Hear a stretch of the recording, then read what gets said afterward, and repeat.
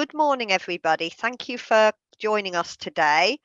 My name's Rachael Grimes and I work for Leeds City Council as a procurement category manager, but I also manage the YORbuild framework for the West area.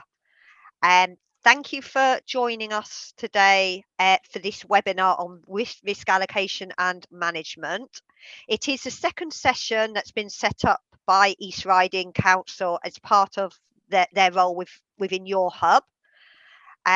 Within the YORhub suite of frameworks, I've mentioned YORbuild that I'm a framework manager for. We do also have YORcivil and YORconsult available. All of the frameworks and call-off contracts are based on the NEC4, hence why we deliver sessions periodically like this one. It is an hour's session and we will try and keep it as close to the hour as we can. As we go along, if you do have any questions though, please put them in the Q&A function. Some of you may have dialed into the first session, which was delivered by Richard Patterson. Today we have Alec Kowalski with us from Mott MacDonald, and he will be delivering today's session. So without further ado, I'll hand you over to Alec so he can introduce himself and we can get going. Okay, thank you. Thank you, Rachel. Yes, so today is going to be about risk allocation and management, and it's, I dare say, one of the most important functions of your contract, because where risks lie and who pays for them is often a source of contention. So we're going to see how to avoid that. This is me. So I work for Mott MacDonald. I'm an engineer by trade. I've got over 20 years experience and over 8 years with NEC. Hopefully that gives you the confidence that I know what I'm talking about. So the objectives of this hour-long session is to understand how the NEC supports effective project risk management, to understand how to use the ECC to allocate risk, and to understand the relationship between what was the risk register under NEC3 is now called the early warning register under NEC4, required by the contract, and a project risk register that may be used by the team. Okay, so there's a contract risk management function that is an obligation of the contract, but there's also wider project management functions that require risk registers as well. So what are they? How do they interact? So I've got an introduction, I've got a pre-contract section and a post-contract section, and things about early warnings and so on. So what is risk management? So that you project managers will know, there are definitions of these that exist in various different literatures, but it's effectively the process of actively managing risks that may develop during the life of a project from inception to completion. And it's a process to identify, evaluate, avoid, mitigate, allocate, control, and manage risks and opportunities. Obviously, opportunities being the flip side to risk. So that's the definition of risk management. So how do we undertake that under the contract? Let's get into it. So step back. So what's the NEC? It's a family of contracts. We talk about different versions of the NEC. And so, for example, under construction, you'd use the ECC. It's very good at risk because the NEC contracts were written by a project manager for managing projects. They're not written by lawyers for legal purposes, although lawyers were involved. It's written by a project manager. So that's really good for us when we're managing projects. It means the contract works for us. So we talk about early warnings and the early warning register. Those are the important terminologies from the NEC. When you're in pre-contracts, this is when you're preparing the contract. This is when you're going through your procurement phase. Okay, you may have a project risk register. This is something you develop through the procurement process. And it might talk about descriptions of the risks, likelihoods, impacts, whether it's consequences on time or cost or what have you. Who's the owner of that risk? What's the cost risk allowance in the contract amount as you go through procurement? What's the contingency risks that you keep outside the contract amount? When does it expire? Because not all risks last forever. The potential for that risk will come and go. How can we avoid or mitigate? And then here's some examples of risks. So inundation. So what if the site got flooded? What if there was too much wind and when we couldn't operate the crane? What if there were unforeseen ground conditions? We hit rock when we weren't expecting to hit rock. So this is the sort of thing you might develop as you go through the procurement process in order to make allowances in your budget. And that's good and that's right. Okay, this is still an important function. Nobody's saying don't do this. Definitely do this. Because setting the budget correctly is very, very important on the client side. Okay, so the challenge is to reflect the allocation you want in your tender and your contract documents. So the other thing this does, going through this process in the procurement process, is it gets you thinking about, well, what risks do we want to keep as the client? Because that will keep the contract price down and you'll only pay for them if they occur. Or what risks do you want to put on the contractor? So then that risk will be included in the contract price, and hopefully the way the contract's written, there'll be no increase in the prices or the time allocation if those risks occur. But obviously the contractor then builds them into their tender. So the tender prices are higher and the durations are longer because the contractor owns those risks. So you need to have a bit of a think about that, and it will depend on a number of things, like what's your organization's appetite for risk, how much do you value cost certainty over getting a very keen price. So there could be a number of different reasons why you would assign risks to each party. One thing you need to think about right at the start of the procurement is which contract do you choose. So the NEC, as we've seen, is a family of contracts. I'm not going to go through all of these, but just to note that you can run your project through business case, design, construction, and into operation. And there are contracts that cover all of these. So for example, professional services for high complexity projects, you could use this contract right at the outset, right when you're building a business case, all the way through design, construction, and operation. Here, the engineering construction contract, this is the one we commonly use for construction. It can absolutely overlap into design, and through the sort of defects period, it overlaps somewhat into operation as well, and naturally it covers construction. This is for high complexity works. If you're using low complexity works, you might choose to use one of the short contracts, either professional services or the engineering construct. So you need to have a think about which is the most appropriate contract for your project. And then a few new ones for NEC4. They've got the alliance contract and the design, build, and operate contract. So those are things to think about. Now, in those options, let's look at the professional services contract and the term services contract.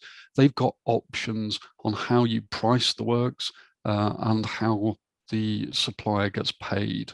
So common under PSC, we've got option A, a priced contract with activity schedule, or a target contract with activity schedule, or a cost reimbursable contract. Options B and D exist under the construction contract, price contract with bill of quantities, and target contract with bill of quantities. And then there is also an option F. It was a bit more trendy in the 80s to use management contracts, a little bit fallen out of favor a little bit now. And that's where the contractor is just providing a management function so that they've got far less risk, and the subcontractors work directly for the client.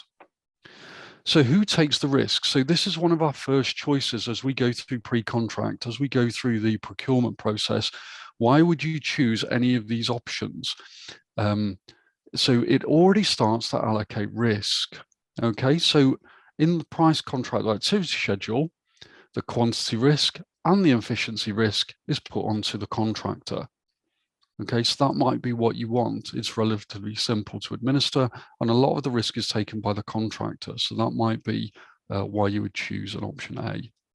In option B, it's split.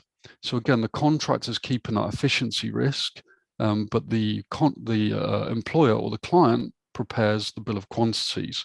So they take the risk for that bill of quantities being correct. So they own the quantity risk. Under C, everything is shared. C is one of the more collaborative options. So with the client and the contractor, they share the quantity risk and the efficiency risk. And we're going to have a look a bit more on that later. Under D, the employer prepares the bill of quantities, same as B. So the employer retains the quantities risk. But again, because you're using that target, then the efficiency risk is shared again. And then under E, the employer, it's cost reimbursable. The employer or the client takes both the quantity risk and the efficiency risk. And then under F, it depends. It depends on how you're subcontracting. So you can see already through the first choice of which option for the construction contract or the professional services contract, we can already see we're starting to allocate risk already. Okay, so a bit more sort of visual, why would you choose each one? So over here, we've got the client's risk and the client's flexibility. So it's highest on E and F. So the client, as we've seen, takes the quantities risk and the efficiencies risk, and the contractor has very little risk. But they also have very little incentive. It's more difficult for them to make more money on cost reimbursable because all they get is their fee. There's no other mechanism for them to make money. As we work through, we can see the client's risk has decreased a little bit because they've given up they're giving the contractor a share of the efficiency risk, but they're retaining the quantities risk. Option C sits right in the middle, where both efficiency and quantity risk are shared. B, the contractor's taking on more risk now because they're taking on the efficiency risk, but the quantities risk stays with the client.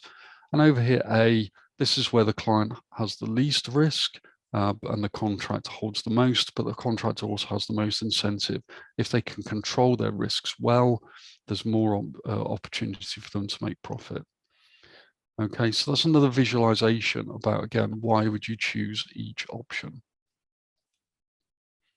C, as you can see, is quite broad because C depends on the share profile. So we're going to get into that a bit more. So this is a sharing contract. Okay, so this is a target. Let's say it's an option C. So at time 0, when you sign the contract, you've got a total tender total of the prices. Okay, so that's what you signed up to. That's what the contractor offered. That's what the client accepted, and we sign the contract.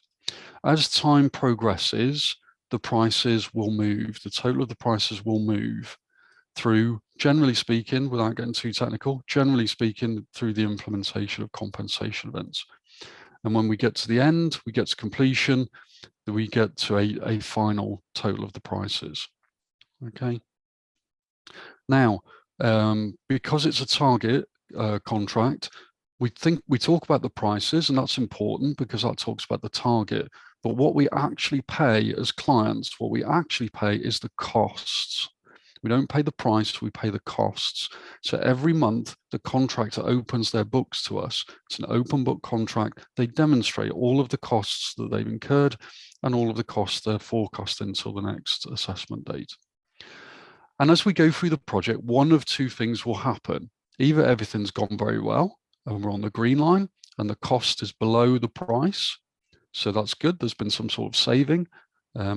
Or contractors' risks have been realized, or they've failed to manage their risks effectively, and we're on the red line. It'll either be one or the other, it won't be both.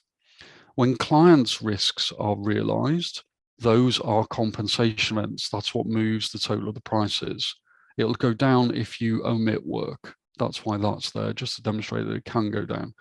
But generally speaking, we're talking about clients' risks being realized and the prices go up.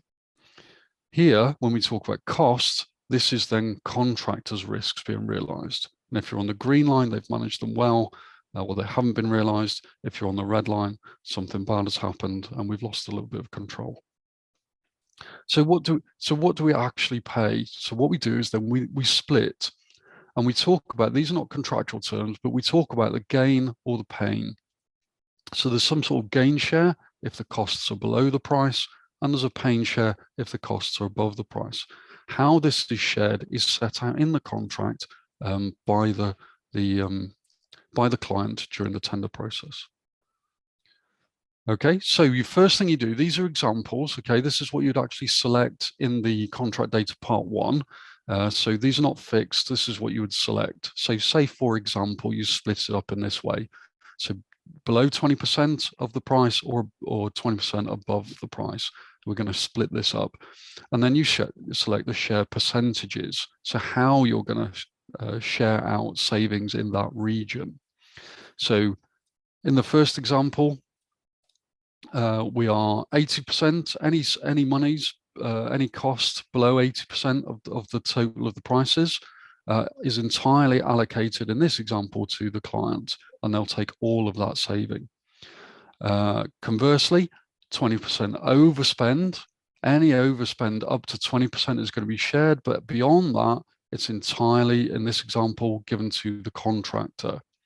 Right, so you're incentivizing them to stay at least 20% as a maximum above the total of the prices. And in between that, we're going to share it. And just to demonstrate, it doesn't have to be 50-50. Often it is, but it doesn't have to be. So here, the saving, the gain, has been weighted in favor of the client. So they'll take 65% of the saving, and the contractor will take 35%. Overspend up to a maximum of 20% overspend is being split 50-50. So this makes the client much more interested in the contractor's costs. You get a much more collaborative contract. It's more administratively heavy because we have to go through the books every month, but it means we have this collaboration. We're interested in what the contractor's spending and how we can help them manage their risks. Okay, so our first option for risk allocation then was the main option selection, and we've seen that in the earlier slides. Your second is then secondary option clauses, and here are a few examples. So we've got inflation risk, we've got risk around changes in the law. If you don't select these, then the contractor is taking those risks. Okay, if you want that keener price, if you don't want them to build that risk allocation into their tendered price, then the client can take on the risk and then only has to deal with this if it occurs. Of course, inflation for many years was not an issue, but is now becoming more of a hot topic. So do you want the contractor to build inflation into their prices, or do you want to keep the risk with the client and deal with it as it occurs? Other things is X15, which is about limiting the contractor's liability for its design. And X18 allows an overall limitation of liability for the whole project. Okay, so there are a few others, but here you can, again, make some choices about how risk is allocated through the contract. Okay, the other method risks get allocated is through the compensation event process. And there are 21 compensation events in NEC4, and they will trigger, and they are events which, if they do not arise from the contractor's fault, entitle the contractor to be compensated for effects on the prices, key dates, and the completion dates. Okay, so if they're not the contractor's fault, meaning they are client's risk. Okay, the only such events, okay, this is your only mechanism, right, is through compensation events. You have no other means to change the total of the prices once you're under contract. Hence, all risks not to be taken and priced by the contractor should be made compensation events under the contract. Okay, so we need a really clear delineation. What is the contractor's risk and what is the client's risk? And if they are client's risk, they should be dealt with through the compensation event process. Okay, so who understands risk allocation for your project? So obviously the people who put the NEC contract together, you hopefully understand this. The NEC contract starts with a fair allocation of risk, but it's only a starting point. It only really talks about generic things, and it cannot, because it doesn't know, it cannot talk about specific project risks. Okay, so if you've got the risk of great crested newts on your site, or radioactive material, roosting bats, asbestos, anything like this, this is not covered specifically under the contract. So let's talk about specific events. What happens when they occur? Okay, so you've thought about your base costs, what you think the project should cost, and a certain risk level. And that was perhaps what your initial risk register and your initial risk workshop thought about. And through discussions with the designers, perhaps getting early contractor involvement, perhaps you've already mitigated some of the risks, but it's meant that the price has gone up a bit. Okay, so you got to the tendered total of the prices, inclusive of some element of contractor's risk, and then the budget, the client is holding back some risk that's not in the contract amount. Okay, and as you've gone through the tender process or perhaps the design process, you have already mitigated quite a lot of this risk. This is your best opportunity to mitigate risk. You design them out, and that's what CDM is all about. It's all about eliminating risks through good design.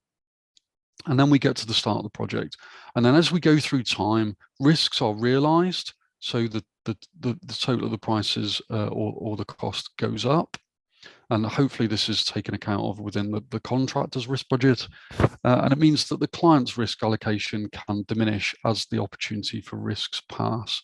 And then we get to the end, and we get the final outturn cost, and obviously the opportunity for risk is then zero because the project is finished.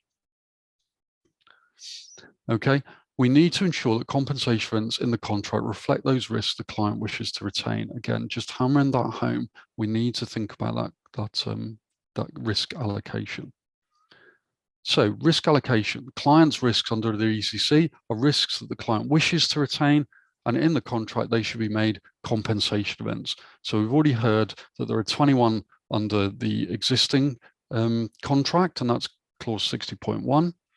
There are certain main options and secondary option clauses.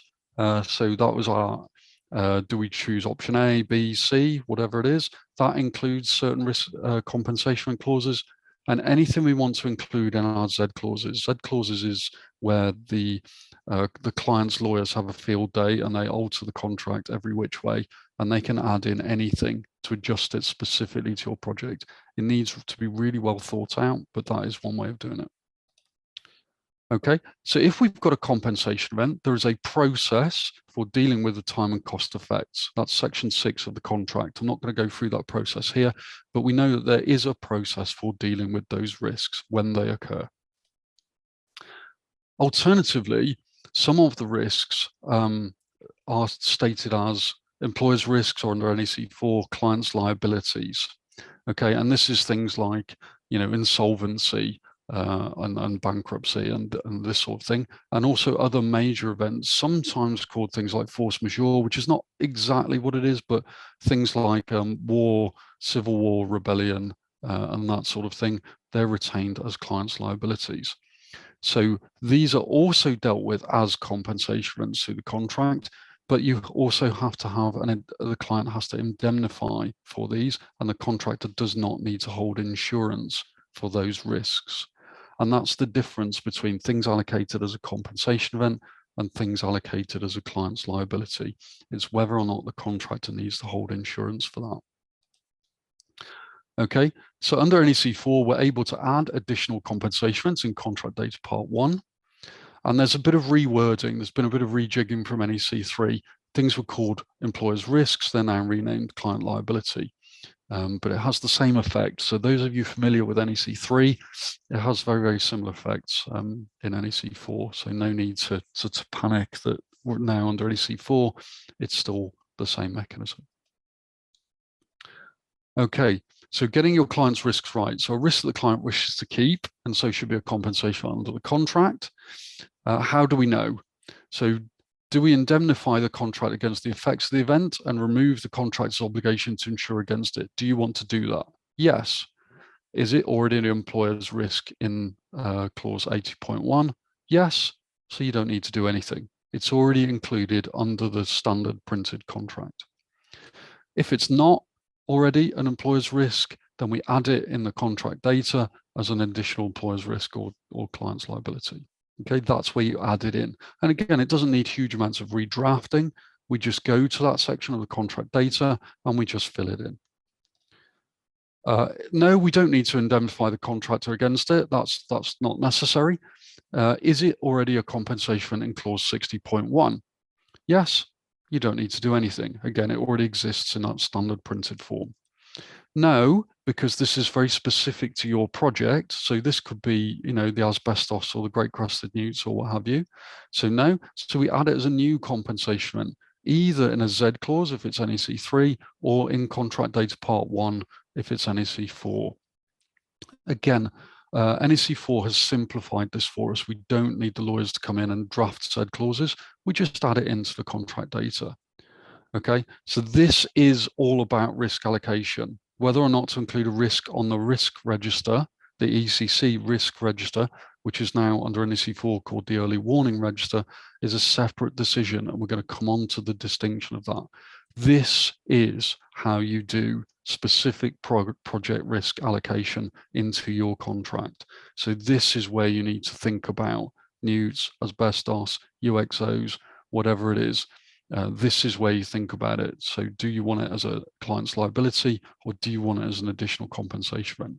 I promise you, this is where you want to do it. And if we do it here, then it's clear and it's unambiguous. The contractor knows what risks they hold and which risks they don't. They know how to price it accordingly. And then we know who's going to bear the cost if these risks occur in the future. It's either a contractor's risk or it's a client's risk. And this is how we know whose is whose. Okay, so again, refreshing these to NEC4, the risk register is called early warning register, and so on, the rewording. Okay, so there are 19 under NEC3, 21 under NEC4 in clause 60.1.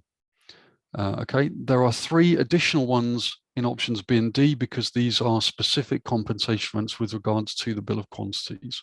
So obviously they don't exist in options A and C, which use activity schedules. There are also some compensation rents in the secondary options, like we saw X1 or X2 changes in the law will trigger a compensation rent. You can put some in option Z, in your Z clauses. You can put in additional compensations there. And just be cautious when you write what was the works information during NEC3, what is the scope under NEC4. When you write that, you might start talking about assumptions. If there is uncertainty in your project, you need to allocate that as a risk. You need to allocate that as a risk to either the client or the contractor. Putting assumptions and uncertainties in your scope, that's going to cause you problems down the line. It'll either be an ambiguity or it'll be unsure as to who carries that risk later on in the project. So you need to avoid assumptions and uncertainties in the scope, and you need to bring them out and make them compensation events, or make it explicit that the contractor carries that uncertainty. Okay, so NEC4 has 21 compensation events. And instead of going for Z clauses, again, you can just add them in contract data part 1. You just list the additional ones. Here are some examples. This is not exhaustive, obviously. So here are some examples. So the project manager gives an instruction changing the works information or the scope. Okay, so the works information or the scope is provided by the client. It describes their project. It describes the asset that they want constructed. If they change their mind, that's a client's risk. And the contractor can get compensated. The employer does not allow access to part of the site. So the employer or the client own the site or own the license to use the site, and they release it to the contractor. If they don't release it on time, the contractor is now stood waiting. So then that is not the contractor's risk, that's client's risk. So it triggers a compensation rent, and so on and so on. Most of these are about either a change of mind or somebody not doing what they should do. There are a couple of others, for example, the weather, which is a stated level of risk has been exceeded. So with the weather, the NEC is trying to put some science behind it, and they've said up to a 1 in 10 year event, be it cold temperatures, snow or rain, up to that limit, it is contractor's risk. Once that limit has been exceeded, it becomes client's risk. So that's what they're doing with the weather, and that's what they're doing with physical conditions as well. Okay, a default by the employer or others. Who are others? That generally that's somebody who's not the contractor and not the client. But somebody else who's involved in the project. So generally speaking, a good example is a utilities company. So Western Power needs to come onto site and divert that power cable. They've been allocated 4 weeks to do it. That's in the program. Everybody understands it. And then they take 6 weeks. So what about that additional 2 weeks? Whose risk is that? It's the client's risk. Okay, the contract is clear and unambiguous. It's the client's risk. Okay, what about other, so what would you do if you had something like flooding? So the flooding is not an explicit compensation under ECC. You might try and shoehorn it in under the physical conditions clause, but that's imperfect. That's not quite the right description. So you might include it as a Z clause under NEC4. And so you would write the additional conditions of contract are, Z clause, Z1, or what have you. The level in the river wet, where it crosses the boundaries of the site, at the north side of the site, rises above 24 meters AOD. That's how you would specify it. So you give a location and you give a level. So again, instead of doing this as a Z clause under NEC3, you could just write this into the contract data under NEC4. But the thing here is to be specific, right? So you're giving a level at a location. Up to that level, it is the contractor's risk. And then beyond that level, it is the client's risk. And then it's unambiguous. All of the above has nothing to do with the risk register and the early warning register. These are in the contract. They are contract functions, so they're obligations. We need to do risk management as part of the contract, but nothing we've spoke about so far has anything to do with these. Okay, and I think this caused quite a bit of confusion and can cause quite a bit of confusion because in the pre-contract section of the contract data under NEC3, it said, are there any matters which will be included in the risk register? And under NEC4, it says, are there any matters which will be included in the early warning register? Okay, and you put that in the contract data, and then people got confused. They thought that meant that was allocating risk, and it most certainly is not. Okay, so let's have a bit of a talk about it. So in contract data from both the client, the employer or client, and the contractor, both parties can put forward these things for the risk register, or what's now the early warning register. So the following matters will be included. Will be is the clue here. Will be, future tense.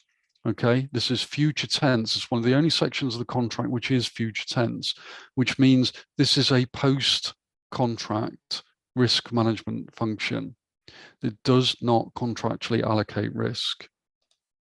Okay, really, really important.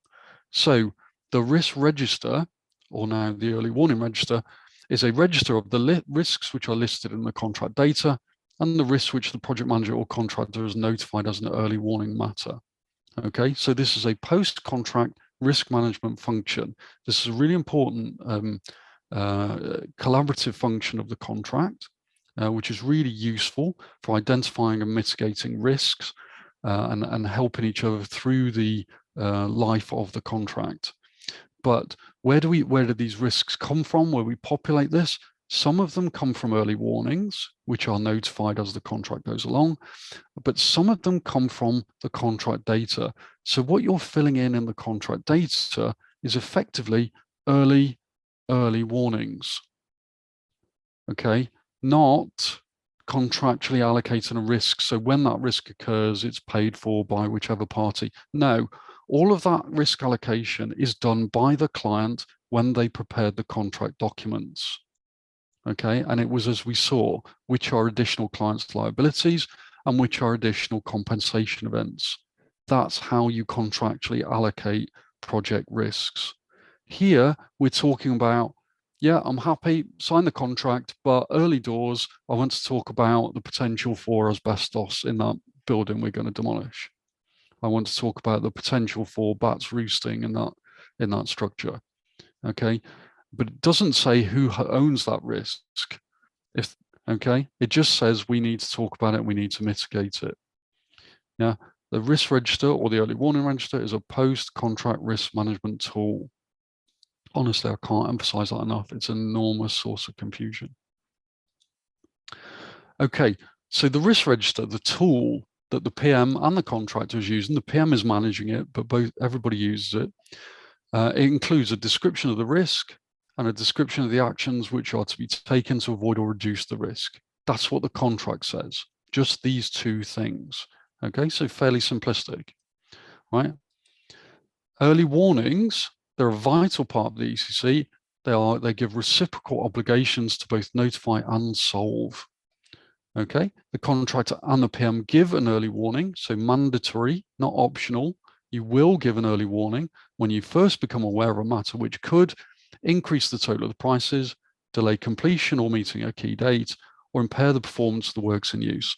So if we think about project management, what's project management? It's cost, time, and quality.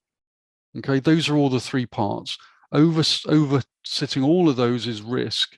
Okay, so cost, we've got it here. We've got prices. Time, we've got completion and key dates. And quality, we've got the performance of the works in use. Okay, so you must give early warnings when you become aware of anything which could affect those things. And then there's one optional one. The contractor may give an early warning of any matter which could increase their total cost. The reason that one's optional is if you choose main options A or B, those are price-based options, and the project manager and the client are never aware of the contractor's costs. They keep that to themselves, so they may not wish to share information about that. Whereas if you're using options C, D, and E, those are the cost-based options, then the contractor will be much more likely to give early warnings about those things, because remember, in those options, the client is going to pay the total of the costs plus their share. So the client is much more interested. So that's why that one is optional. Okay, but otherwise, giving early warnings is mandatory. So we need to talk and listen to each other. Okay, this is really important. This is what makes the NEC more of a collaborative contract. We need to talk and listen to each other. And there are sanctions if early warnings are not given. If the project manager does not give any early warnings, then the contractor has no visibility of those risks and can do nothing to mitigate them. So if they occur, it will be the full unmitigated version of that risk.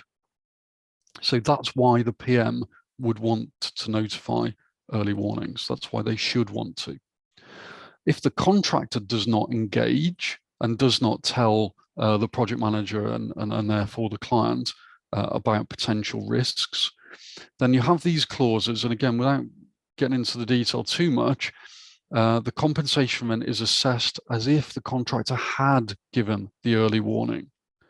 So even if you don't give, if you don't give the early warning and you don't afford the project manager and the client an opportunity to mitigate that risk, and that risk occurs, then we will treat it as if we had mitigated it.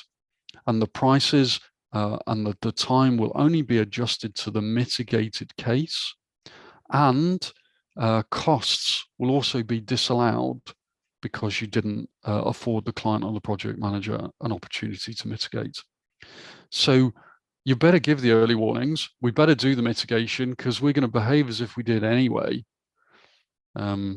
So it's a really big sanction on the contractor. And we need a whole big session to go through this in detail and work through the clauses. But just know that there are sanctions if the contractor does not engage. Okay, so if you receive an early warning, the project manager enters the early warning into the risk register or the early warning register. You have a risk reduction meeting, and in those meetings, those attending cooperate, and they make and consider proposals to seek solutions and decide on actions. And then the project manager updates the risk register. So it's mandatory that we attend these meetings, and it's mandatory that we cooperate in mitigating risk. Okay, and then the project manager revises the risk register to record the decisions and the issues. Okay, risk management is a fundamental part of the NEC contract. It's baked into the contract.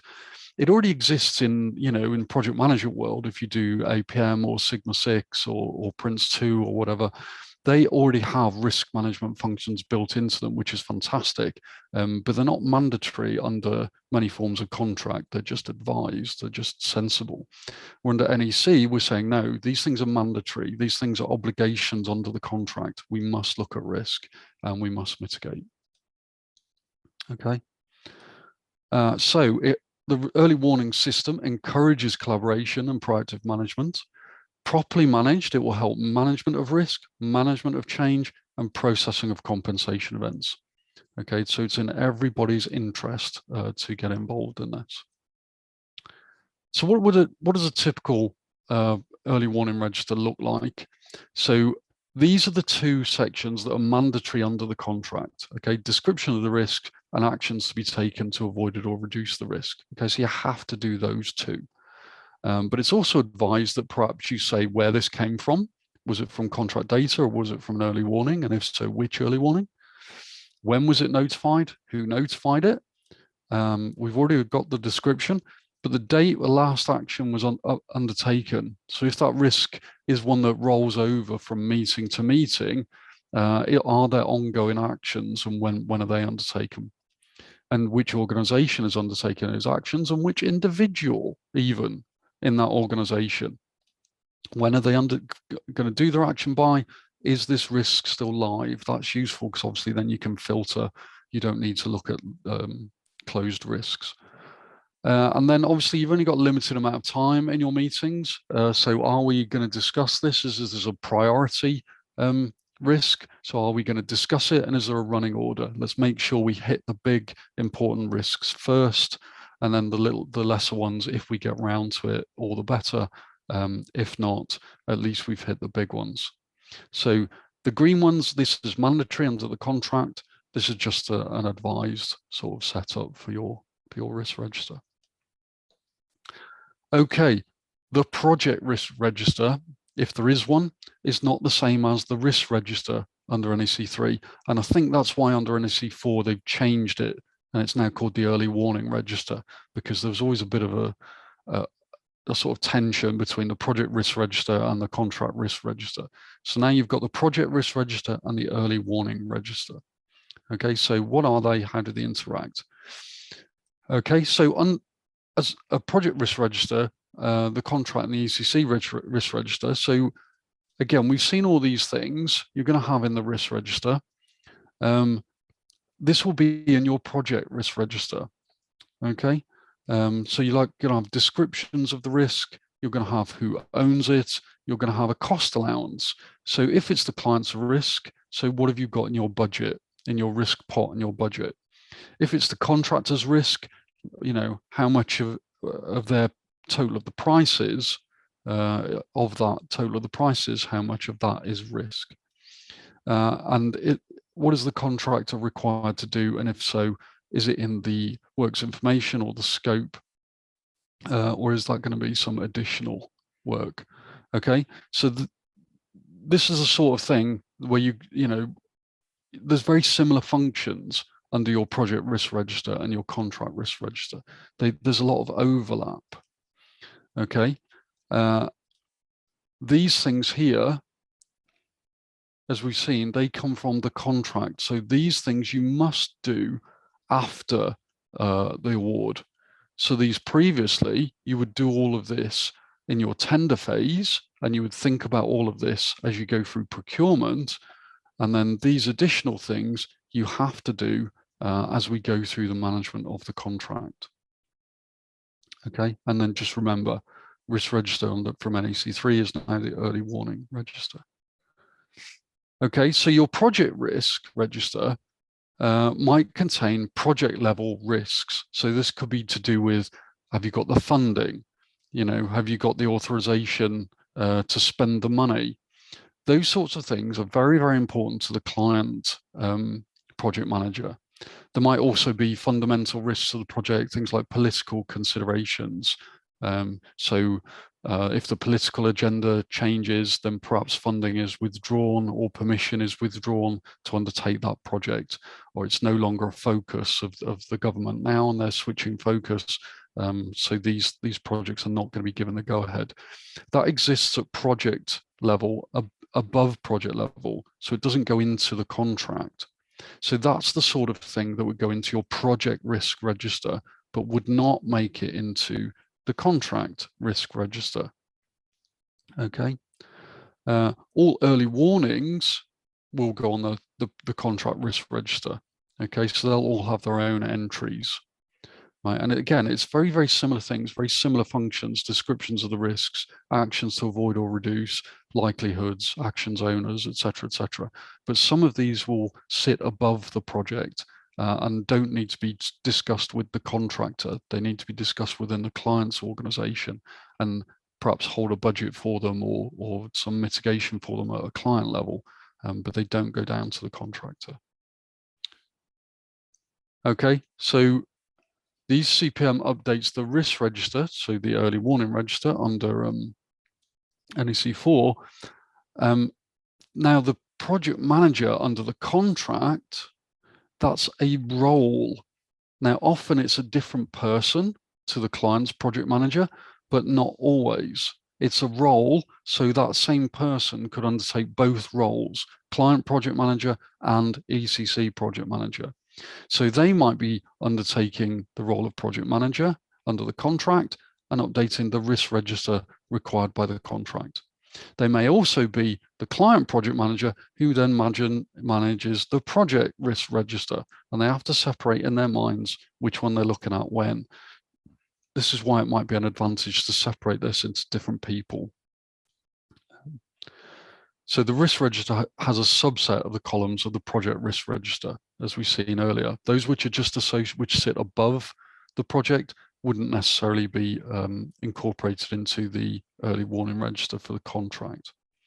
Okay, so the risk register may have rows that don't merit going on the project risk register. They might be very, very focused and small, specifically about the project. Do they need to go up into the project risk register? So there's a bit of interaction, there's overlap in the two. We need to have in our minds which sit in the contract and which sit above the contract. Okay. So can we do it all as one database or spreadsheet? Possibly. It depends how complex these things are, but possibly yes. But just have in our minds which ones are through the contract and which ones are not. Okay. Issues with the risk register. It works best if we're integrated through the supply chain. So if we've got a risk to do with the piling and we have our early warning meeting, obviously we've got the contractor there. We should also invite the piling subcontractor there so that everybody's involved at all levels. Okay, and the people who are best placed to advise on mitigation of that risk are invited to that meeting and can provide the best advice. Beware of clogging up the process with too many risks with low likelihood and low impact. We need to talk about risk, but do we really need to talk about 10 million very, very small risks that probably won't happen? And even if they did, they probably won't have a massive effect. That's kind of a little bit of abuse of the process. That's not what we're trying to do here. We're trying to mitigate and head off those risks which really matter. Which is subjective, I get that. Everybody has a different view. But if you've got 10 million risks, that's probably too many. And remember to close them off. Those risks should be getting closed off, and then you don't need to discuss them further. You've either mitigated it or they've passed. The time for that risk has passed, and you close them off, and we don't need to talk about them again. Okay, and then briefly onto compensation events. So what if those risks actually occur? And other things. So the assessment of a compensation event includes an allowance for risks which have a significant chance of occurring. Okay, and again, without going too deeply into the process, when a compensation event occurs and we all agree it is a compensation event and this, that, the other, the contractor goes away and produces a quotation, the majority of which should be based on a forecast. Okay, the NEC is very prospective, lots of looking forward. What's the problem with looking forward? It's inherently uncertain.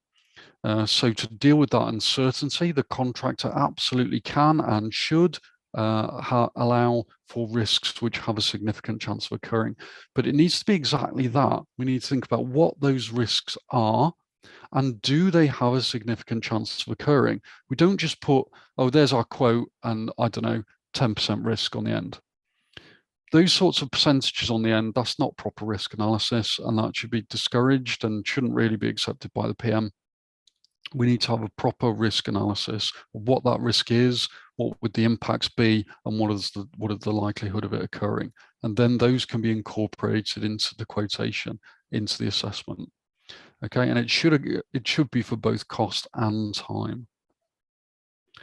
Okay, why is this important? Because the assessment of a compensation event is not revised if a forecast upon which it is based is shown later to have been wrong.